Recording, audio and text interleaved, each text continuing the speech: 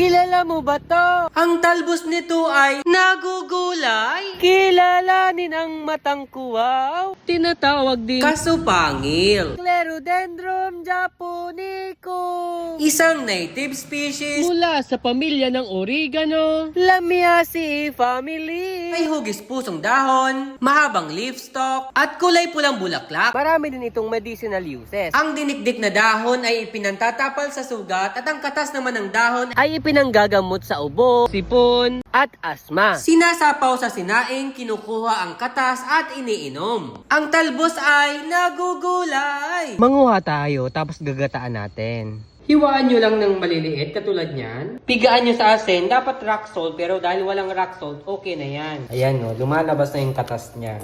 Hanggang maging ganito. Banlawan nyo ng 5 beses. Saka lutuin sa gata. Pwede lagyan ng sardinas at iba pang pampalasa. Ayan, nagmamantika na. Charan! Parang ang sarap. Tikman na natin.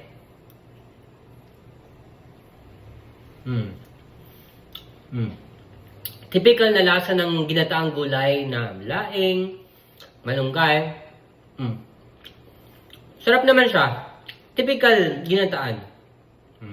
At kung nagustuhan mo ko sa yung video, i-follow mo ko dahil nakagaganda ng buhay ang may alam.